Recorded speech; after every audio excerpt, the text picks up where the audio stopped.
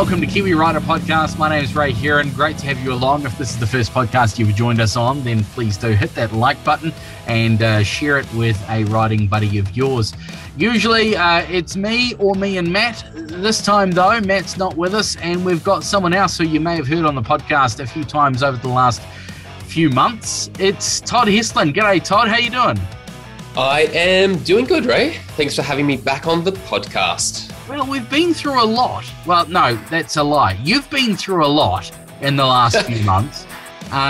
We've followed your journey with California Superbike School. You've done a few stints with them. You've been on track around Manfield as well as Pukekohe. And now you've done a bit of bucket action. Bucket racing in Kaitoki. It was my second time doing bucket racing.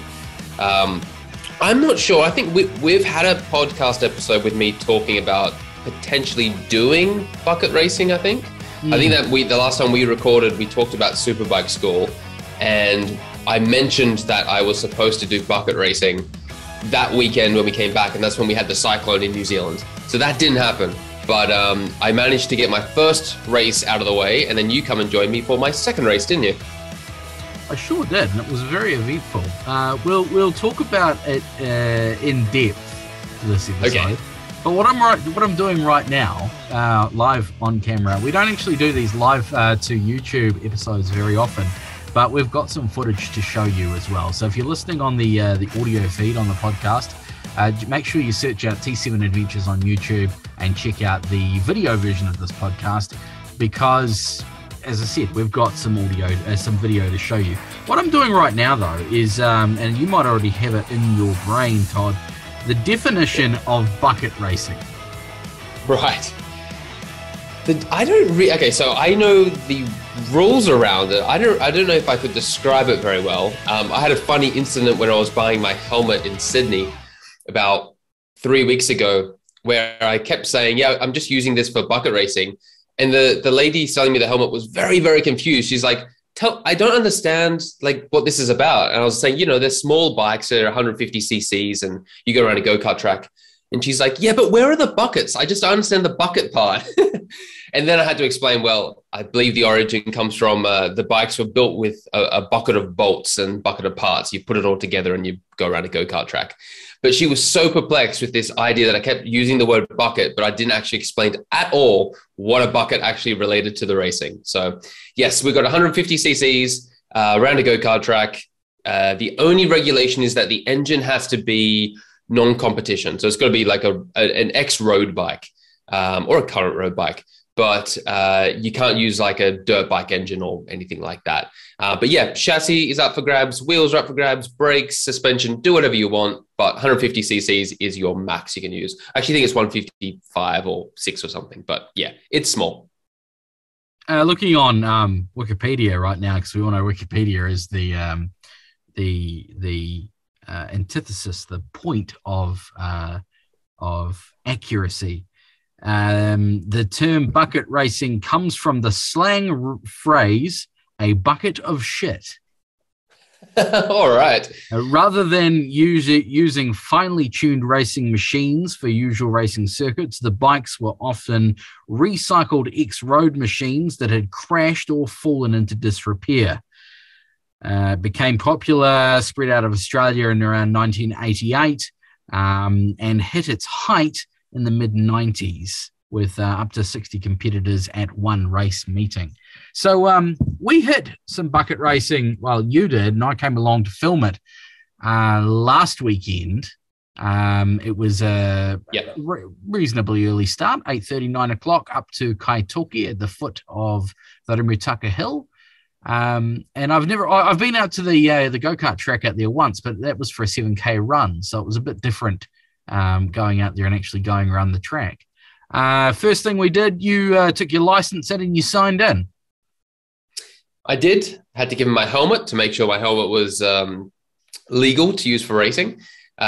Give them the license, and then they hold on to that license so that if I did something very bad, or if I crashed, or if I did anything that they would need to hold my license until I fixed that problem, that they would make sure they wouldn't only give it back on me acting very well in good behavior. So the idea is that obviously if you misbehave, then you can't come back to another race meeting. So gave them my license. I showed them the helmet. They said it was all good. And then you and I went for a track walk, didn't we? Yeah, we went for a wander around the track, which is the first time I've set foot on that track. And they, if you've been to the Kaitoke kart track, it's got quite a bit of elevation change, actually. A lot more than you expect, right? It's only when you're walking around and you get a bit puffed walking up that hill where you realize how steep it is. And then periodically, as you called upon to be a flag marshal at 5 or 6, and then they just happen to be the furthest away points, which are right at the very top of the hill. And they go, come on, we're racing in 3 minutes. Come on, you got to run up there. You and I did a fair bit of flag marshalling, didn't we? Which was your first time waving flags, wasn't it? Was my first time waving flags in that environment. I've done a little bit of stuff, around Tokyo Motorsport Park and stuff like that, but very different. So we had a racers briefing, a riders briefing. We had 2 flags on the day. We had a yellow and a blue. Blue was you're about to be lapped, so take it easy and move over. And yellow was there's an issue on the track. Yes, although I would say with the blue, if you get waved a blue, you shouldn't move over. You should keep your line, because if someone's going to overtake you, they know what they're doing because they're overtaking you or they're lapping you. Just do what you're supposed to do and they'll figure out how to get around. Good point. Just to correct you there, because that's one of the points they really try and drive home, because a lot of newbies get the blue flag and then they just go absolutely everywhere and just cause chaos. So they just say, just do your normal race, and whoever's behind you, they'll figure out how to get by. So once we had our riders briefing and kind of worked out what was going on and had our walk around the track, we had a bit of time to catch up with the local bucket racers. You know them a bit more than I do, but bunch of decent dudes, right? Yeah, really nice guys. Everyone's very friendly and very welcoming. They love to see new faces doing the bucket racing, which is good.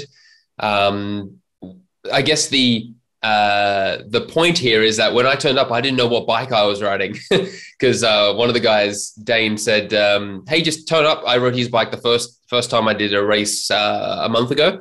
And for this one, he's like, yeah, just turn up. We'll have a bike. Don't know whose it is, but someone will lend you a bike. So, we turned up, and I thought I was going to be riding a bike that is by the president of the club, who wasn't able to make it for the day, and his bike was there. And another fellow was riding it in B grade. I was going to ride it in A. But then we found another gentleman who had 2 bikes, and he said he was more than happy to let me ride his second bike. So that was sort of last minute, but yeah, everyone was really friendly and really happy to share all sorts of details about what they've done to their bike. And I think it's a bit of pride in how you've turned this kind of salvaged piece of engine and chassis into something that you can actually push around a track. Absolutely. So first up was I think it was an 11 lap warm up, kind of get out on the track, see what the track's doing, warm up the tires, get the bike running, quick shakedown of the bike and that sort of thing. You jumped on this bucket of bolts, shall we say, and shot off for a few laps. So it was supposed to be 11. I didn't do 11, did I? I think you got about 6. Yeah. So this is a bike from someone else, not my own bike. I guess people are going to have a guess where this episode's going to go. I'll give some context. So the bike is an FXR 150, which is a Suzuki. The previous bike I rode, which was Dane's bike, was a CBR 150. I liked the FXR chassis. It was slightly bigger. I felt I had slightly longer reach to my arms, and I could kind of get into a better tuck. The brakes were not so good. The grip was not quite as good as the CBR. And the engine was good down low, but not so good up high. But it was a really fine bike to ride. I think once I got on and felt the chassis, I was like, yeah, this is definitely better than the CBR. So I would give up a lot of the braking and power and everything else just to feel really comfortable on the bike. So I managed to get out, do a few laps. I thought I had enough heat in the tires, probably didn't. And I think you're right. I think it might have been about lap 6, where going along the back straight, we came into a hairpin and yeah, just lost the front. We got some video footage, and yeah, just came in, and I think honestly it was just too much lean angle. I wasn't hanging off the bike because I felt comfortable enough to go fast, but not comfortable enough to kind of hang off and get a decent body position. So yeah, asking too much lean angle, the front tire said, nope, I'm done. And slide off to the side of the track, and I had to wait. Yeah, so you went into a right-hander and the front just washed out on you. The bike spun away, ended up on the grass, and you actually, looking at that footage, looked like you came in there quite abruptly, landing on the front wheel of the bike. I saw that footage a few times. I actually hit the bike myself. I'm sliding behind it, then dunk straight into it. So kind of funny. Luckily, though, you're wearing all the leather protective gear and, full helmet and gloves and all that sort of jazz, and you came away pretty unscathed. Yeah, absolutely. That was, I felt fine after it. Really no damage to me at all.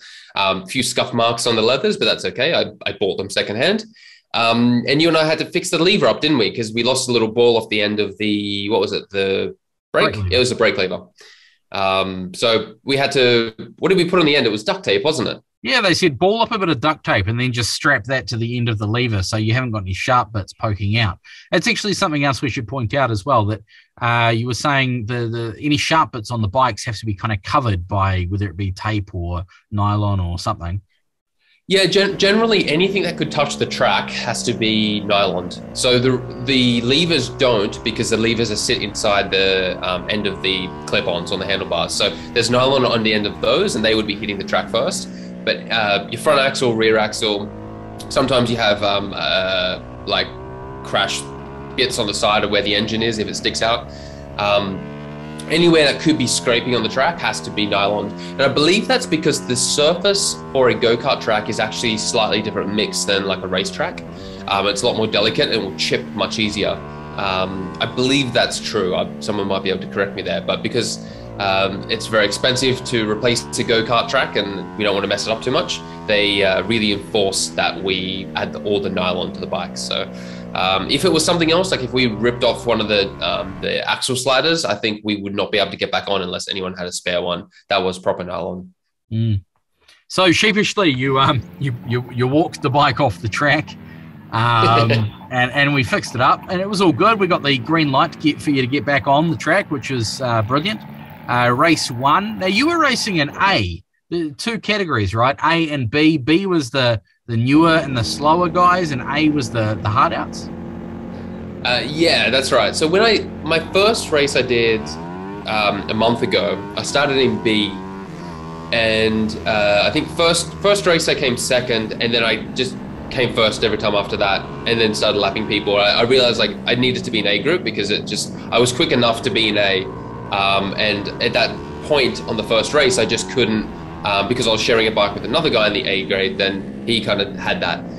This time I wanted to go in A grade and feel what it was like to be with people who are about the same speed. And it's definitely, actually I lied. I did have one race in A grade on the first time I raced a month ago, and that was really good, but I realized how hard it is, because when you're around people that all do the same speed and they break at the same point, and they're like, some guys are much faster, it's really, really hard to overtake people on the track. It's really hard because it's so small. So my goal coming into this race or these set of races was to get really good, or to get more experience in overtaking, because you have to be really aggressive and you have to really be confident in making those moves. So that was kind of what I wanted to get out of this whole race weekend. But yeah, A grade, I was mid-pack towards the end. Like the other guys at the front, like you saw them, right? They were so quick. I think my lap times were about 45 seconds around the track, and they were like 40, 41, 42 seconds. Like they were really quick. Yeah. It was quite impressive to see you catching a few of those guys and passing on a couple of occasions. But there were some people that were lapping everyone else that just had, nobody had any chance of keeping up. No. So we at the start of the day, we were told maybe 5, potentially 6 races in the day. Man, you get a lot of track time. I think it was 10 laps a race, thereabouts. 10 laps, yep. 10. So you're on track for a little under, well, probably about 10 minutes when you add your 2 warm-up laps at the start and everything. And then you're off. And as soon as you're off, the other class goes on. And you're called on to be a flag marshal. Yeah, exactly. So this is actually normally back in sort of pre-COVID times, they used to run a go-karts day go-karts and bikes on the same day. So you'd have like a few classes of go-karts, and then you'd bring on the bucket bikes, and then you have a few more go-karts, and then you have bucket bikes. And I think with some of the COVID restrictions, they actually split that apart to try and limit the number of people in the club, and therefore they could get more people to the event in total. I believe someone did mention this might be the last time they've done just a full buckets. I think they've done this about 3 or 4 times, where it's just been the buckets only on track, and there's a lot of track time because you're constantly going back and forth, as you said. But I think when we go back to when the carts will be there, then there's bigger gaps between, because it could be 30, 40 minutes. Or if you're going between classes, it could be maybe an hour before, like in between races. So yeah, you get more time to recover, right? Because it's quite tiring going around and then sort of having a little break and going back on again. Is it? Oh, I wouldn't know. Okay, so you got races 1 to 4 out before lunch, and you did pretty well. I saw you overtake at least 2 people per race. You were finishing mid-pack. How did you feel you were going? I definitely, I felt like I was getting what I wanted to out of the day. It definitely was more challenging. I met a fella, James, who was riding a KTM Duke 200, which I believe isn't 200 cc's, but they call it a 200. I believe it's 150. And that was actually quite good because we were a similar pace. So I think the first few races, I held him off. And he was, I think I had a good overtake, or a pretty aggressive overtake to take him, I think maybe in race 2. And then I held him up for those 2 races. And then the following 2 after that, he took me and I couldn't get around him. So he was quite a good person to battle with, because both of us had to work really hard to get in front of the other and hold them off. And I really enjoyed sort of having someone else who was about the same pace. So I felt like I got out of what I needed to for the first few races. Definitely felt I was starting to get a bit tired towards the end. And where I kind of noticed it the most was this bike I was riding was set up in GP shift. So for those who don't know, you have your normal motorcycle shift where it's go down the first and then up, and that's how you go up your gears. GP shift is the opposite. So you're in neutral, then you go up to go to first, and then you go down with your foot, with your boot, and that's going up the gears. And I actually adapted to that really quickly, except when I was getting tired and I was coming into like a corner where I was really concentrating. And of course, like you just got to go down a gear and you go up a gear, and then you try and change 2 gears mid corner and the bike's moving around and you lose so much speed. But like I definitely felt as we approached lunch, I was starting to get to that point of tiredness from racing, I think 4 or 5 races at that point. Absolutely.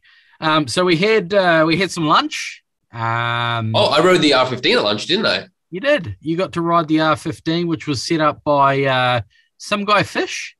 Fish set that up. That was his. I think it's it might have been his son. I'm not sure. They had a few R15s there, and I took the one that had the GP shift because that's what I'd been riding, so it would make more sense to do that. But yeah, Dane and I just walked around, and Dane said, "Hey, Todd's thinking of getting an R15. Can he try yours?" And he's like, "Yeah, go take this at lunch." So I got 5 laps in at lunch of the Yamaha R15. And how'd that feel?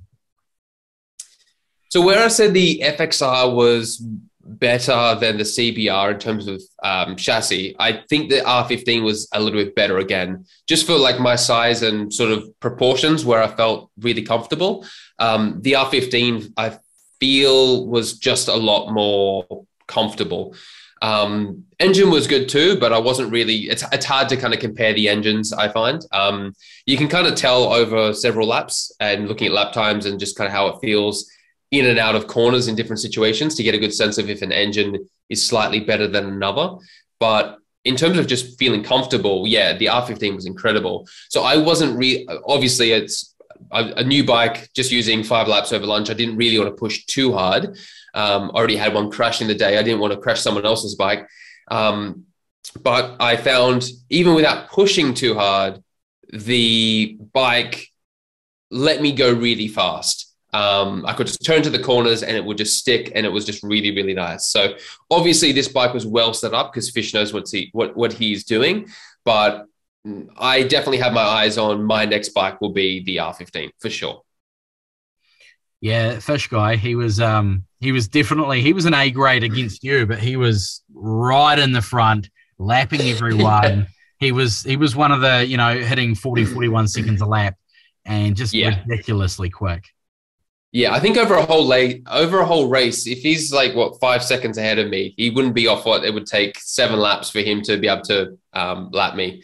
So I think he would have lapped me in one or two of the races for sure. Obviously that was his best lap, but I think he's pretty consistent at the low 40s. So yeah, he's quick. He's very quick.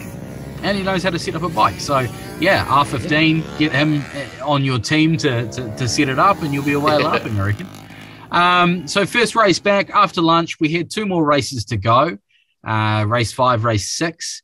Race 5 was an interesting one. Now, before we talk about race 5, let's talk about the track. So from start finish, you've got a big long straight up the hill. You've got a kink right, about a right angle left, hairpin right. Then you've got the back straight, and this is where you start going down the hill. Talk us through the downhill section, because I know it wasn't your favorite. Yeah, that's right.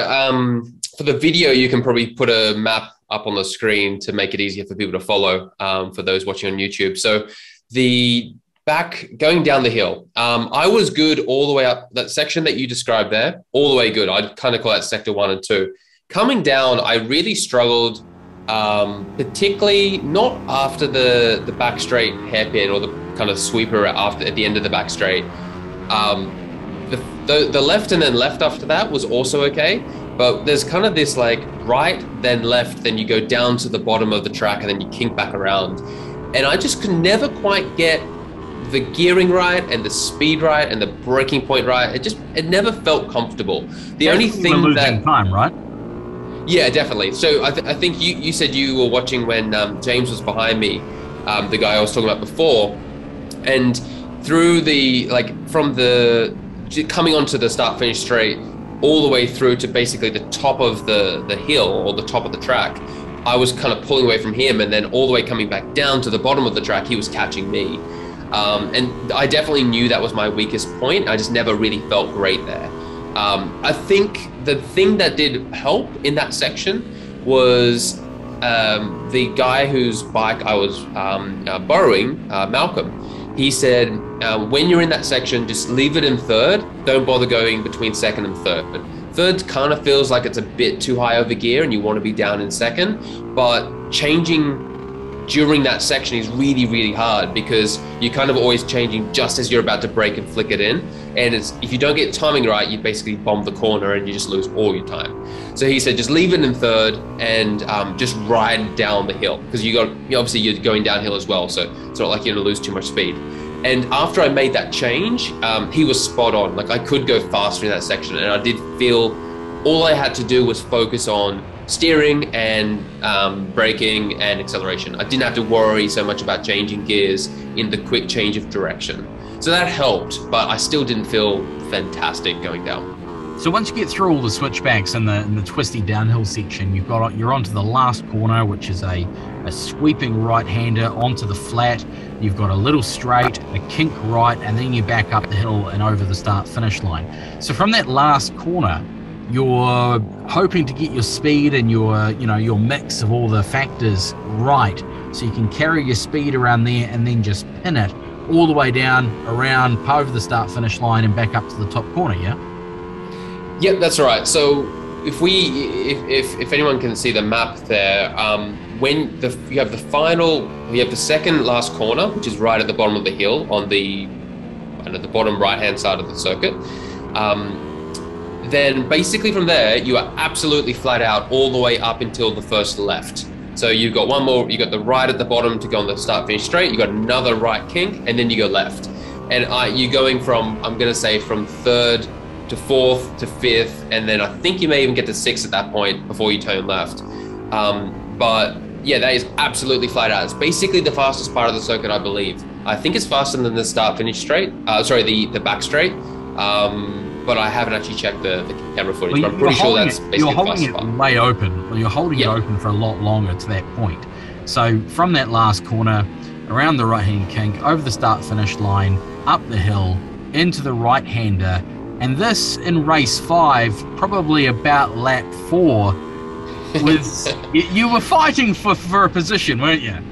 I was. So once again, I was behind James here, and I was quicker than him on certain parts of the circuit. I really was anxious to overtake him. Funnily enough, I found out later the guy whose R15 I borrowed at lunchtime, he was behind me at this. So he got to watch everything that was about to unfold.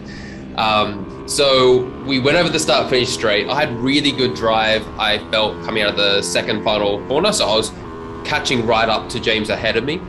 A common overtaking move is to hang on the left hand on the outside of the first right hand corner, because when it goes left, you can basically block past someone on that left hand corner. And I've always, since I started racing at this track, I've always, every single race, felt really confident on that corner. As in, I think I'm 5th gear flat out, and then it's basically down 2 gears and just heavy on the brakes before you just throw it left.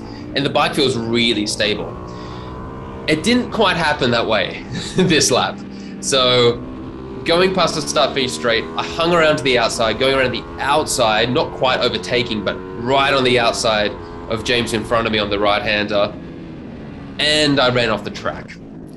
Now, I didn't really know what happened entirely until I saw the video footage of the cameras that you put on the bike, the cameras of which one of I destroyed. It turns out that what happened was I did run off the track. I basically went to cut that left-hand corner. I went a little bit too wide. I thought I held the brakes on when I was braking, obviously braking on the tarmac, and then I went off, and then I thought I was still braking on the grass. I wasn't. I actually took my hand off the brake, because you can see I'm sort of rolling on the grass. But because I was so close to James in front of me, the next thing that was going to happen was he had to turn left, and he had no idea that I was about to cut that corner and basically T-bone him. So I did have this moment, I do remember in my head, where it's like, oh no, I'm going to T-bone him. And I think that's probably where I just grabbed the front brake on the grass with a slick tire. That's not going to work. And the whole bike just washed out on the inside of the track. I was only probably, 30, 40 centimeters off the track, but grass and a front brake, they just don't mix. And you did a good job. You washed out your bike. You went down on the left-hand side. The bike kind of spiraled across the track. And I wasn't even watching. I looked up to see you on the right-hand side of the left-hand corner, yes, and standing up, and you were kind of going, okay, shit, what do I do now? There's dudes all over the track picking up cameras and bits of dirt and grass and stuff. And yeah, the camera that you mentioned that got destroyed, unfortunately, was the 360 camera that you've probably seen footage of in a few different videos. But geez, you're a nice bloody guy, aren't you? You bought us a brand new one. Well, that's what you got to do, right? You didn't have to do that. I was going to claim insurance, but thanks very much for that. So what did we learn from the experience? What did we learn? Well, okay, so the first thing is I really need I didn't really need my own bike to start with. I shouldn't be trashing other people's bikes. That's not cool. Malcolm was really cool about it. Okay, let's talk the damage first. So I bent one of the clip-ons. The gear lever was completely just ruined and bent. And I think there was a bit of sheet metal that was holding up the front fender that kind of popped off. Just a bit of, it was a bit of custom sheet metal. So it really wasn't a lot of damage, but it always doesn't feel great when it's not your bike. So number one is I'm going to need to get my own bike so I can trash my own bike. I think that makes more sense. Number two is with bucket racing. Well, Yeah. So with bucket racing, you don't get any real time to practice and learn the track. You kind of have that 10-minute qualifying at the beginning, but that's just not enough time to really figure out like where all your brake markers are. It's at the very beginning of the day, so you're not even getting comfortable. You're sort of just getting warmed up for the day. I'm sure the guys that have been to the track many, many, many times would find that warm up to be perfectly enough. But for me, who's sort of just learning the track and also learning a new bike at the same time, I really didn't have enough confidence on exactly where my brake markers were, where the bike was strong, where it was weak, where I could be flat out, where I really had to be more sensitive. And because of that, you get into a race scenario, and no matter what your intentions are, like the blood just comes to your head and you're just in like angry race mode. And that's not a really good idea when like you're still borrowing someone's bike on a new track that you need to spend more time on. So I really need to spend more time and get used to the bike and the track. And that probably would have prevented this. I think ultimately the way I see the crash in the video footage though, I don't know if I really, once I made the mistake, I don't know if I could have gone on straight. I think I probably would have hit him. So I think that if he wasn't in front of me, there's probably a good chance that it wouldn't have been a crash. It would have just been a mistake. But I don't think I probably would have changed anything different in the moment. I also would not do that overtake again because I really like that overtake and I really think it works. I just probably never assumed that I would probably go wide enough to hang off the track, like to actually hit the grass. So I would be more aware of that next time, but I definitely would still do the exact same move again. I'd probably remember it and be a little bit more sensitive when it does come around. So yeah, there's a few learnings. Your heroes on, World Superbikes and that sort of thing, they don't not make mistakes as well, do they? I mean, you learn from these mistakes. Yeah. You can't tell me that Casey Stoner didn't run off the track once or twice and ruin a bike. Yeah, well, we saw that in MotoGP last weekend, didn't we? We saw Jack Miller doing an overtake and lost the front and wiped out another rider. Completely his fault. Like he admitted it was his fault. Like, and the other rider was pretty pissed off. And as you can imagine, like it's not nice to be taken out by someone who's trying to overtake you and basically fail at doing so and wipe you out. That's not nice. Yeah, we all make mistakes. I think racing is a particular sort of scenario where mistakes happen a bit more because you have to really manage your emotions. And one of the things I learned at the Superbike school is there is a myth that you have to be crashing to go fast. And I truly believe that you need to, you can get really fast without crashing. And only when you're at that point when you actually really are testing the limits of you and the bike and your traction and everything else, you're going to start to get into those crashing scenarios. That's all true until you get to racing. Because once you get to racing, you're going to make all the silly mistakes that happen when you get really excited or really angry or, you feel like you're making time or losing time or anything else. Like all of those emotions come in and it doesn't really matter what happens. You're probably going to make a mistake in the heat of the moment. And this is why obviously doing all the training really matters, because I think there's an old military saying that when everything else fails, you rise to the level of your training. Like that's your baseline. Put aside or a worst case scenario. If your training's very low, that's the maximum you're going to achieve. If your training's very high, that's the maximum you'll achieve. So I really feel like ultimately, yeah, I made a mistake and I crashed. I don't know if it would be it's avoidable to the extent that I probably shouldn't have done it. But I think ultimately this comes back to me, and like I have to keep working on myself, be better at racing, be better at the bike, hold my emotions under control, and try not do that, because it's not nice to have to fix up my leathers and fix up someone else's bike for next time. Mistakes are okay as long as we're having the opportunity to analyze and learn from them, right? Totally. Yeah. That video footage that you got is incredible for me to see and understand, because in the heat of the moment, I'm sure you can relate to this when you've like fallen off when we've been on adventure rides. Like in the heat of the moment, you kind of don't know what happened. It's like, what happened to me there? Like I was on the bike and I wasn't. And it's really hard to see that. But when you look at video footage, it's like, oh, I clearly see what's going on here. And being able to learn from this is really valuable. It's sticky in your mind when you get that such a valuable piece of information like falling off, and then being able to objectively see it from a camera. It makes it really sticky as to, okay, next time I need to do something different. All right, so you've done California Superbike School. You've done a bit of track work. You've done buckets now. Where last time we talked, we were talking R6s, R7s, SV650s. Now you're talking R15s. Yeah. Well, what are we up to here? Have you changed tack? Are you going buckets? If you're going buckets, why? What's going on here? So I'm going to get a bucket bike because I'm really loving doing this. It's also very cheap. Track is closer. So it's very close to your home. A little bit further away from me, but still it's 40 minutes compared to a few hours.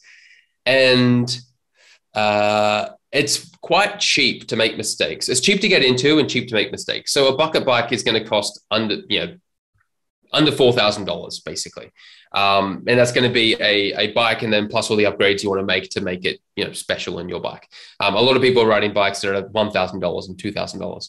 Contrasting it, riding bikes they've built the frames for in their own garage. Yeah, exactly. Yeah, totally. Or they've stolen a frame from some other salvage bike that they've got for free, and then they've thrown in an engine that meets spec. Yeah, like it's properly like a cheap way to get started. Contrasting like other sorts of racing, particularly the 600cc's and 1000cc classes, and people are spending for a race season 40 grand, 50, 60, 70 grand for a whole year. Like, it's expensive. The cheaper classes, I believe the 300 class is actually one of the cheaper ones in the like national comp to do a racing series. I think I'm going to focus on buckets because it's cheap to get into and I can learn a lot. But also, I've got an opportunity to ride a rental bike, a Ninja 300. That chappie from, what's it called? Total Track Bike Hire. I think that's what it's called.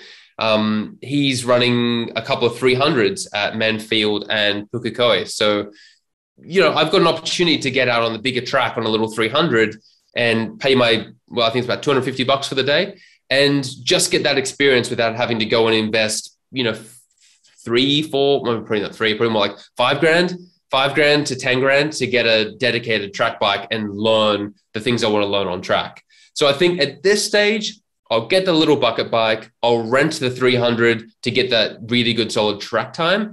And then I think maybe, I don't know, next year we'll see if I feel like after a few rentals of the 300, I'm keen to go and buy myself a dedicated track bike. That's going to be a decision I'll make later on. And I think it's inevitable, but it's something that I don't want to rush into. Okay. So all the work you've done on the big tracks, it cross credits to the small tracks and the buckets? I'm going to say yes, but I still feel I haven't had enough time to really think through those techniques and really apply them on the small track. To my point earlier is like, once racing starts, you just forget everything.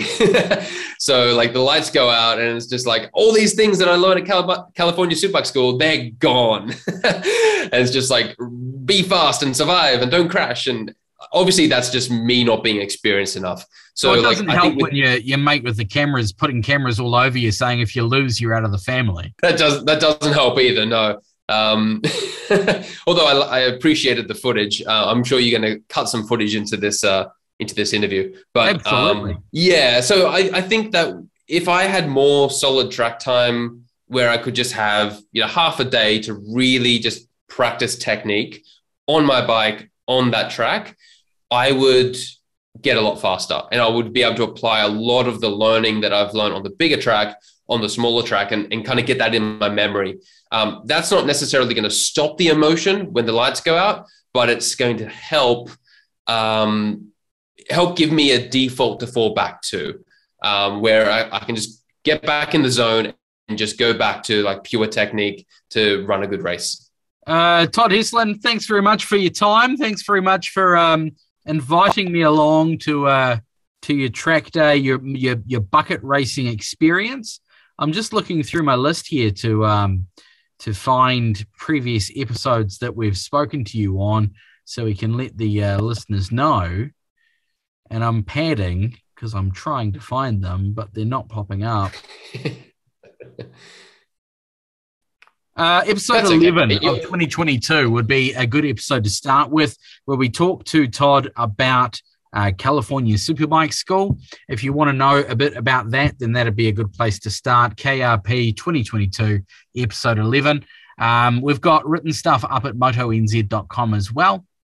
Todd, if other people are interested in following in your footsteps and doing what you do, if you've excited people, you've kindled the fire, what's your advice? Where do people go? How do they do this? Depending where you are in the country, I would look up bucket racing and then enter wherever you are in the country, or the nearest city, or even the nearest track on Facebook. It seems like most of the bucket racing communities have a Facebook group. So I would jump in there because that's ultimately where I see most of the people. I believe there's also a website. I think it's like Bucket Racing New Zealand, it might be. We'll have to add a link in the show notes. But yeah, there's a website that kind of provides a bit more details that people can kind of look into as more of a generic lookup. But yeah, I would look for the Facebook group for whichever area of New Zealand you are a part of. mnz.co.nz, search for Bucket Racing New Zealand. That'll give you a lot of information. Otherwise, you've got a cheap form of motorsport turned into a rather expensive day for you, Todd. You've got to get your leathers fixed. You had to get a new helmet after crash number 2. Yes. And I think you were lucky enough to get away with the repairs on the bike for a box of beer. Yes, I got some beers to deliver to Malcolm for the clip-ons and the gear shifter that I owe him. So yeah, it's okay. It's still reasonably cheap compared to dumping a Ducati Panigale down Manfield. The one question though, was it worth it? Oh, absolutely. I was going into this willing to accept that damage may happen and I may need to pay for things, and that is okay with me because I had one hell of a good time. Outstanding. Can't wait for the next one. Todd Heslin, thank you for joining us. This is Kiwi Rider Podcast. Hit that like button, that subscribe button, share this podcast with a riding buddy of yours. If you want to get hold of me, podcast at kiwirider.co.nz or T7Adventures@gmail.com are the email addresses. MotoNZ.com, everything is up there in video, written form. Thanks very much, Todd, for hosting the website. You can check out Matt's website on throttle.co.nz, and the latest edition of Kiwi Rider magazine is up right now at kiwirider.co.nz. Otherwise, keep the rubber side down, unlike Todd, throttle on, and we'll catch you in 7 days' time.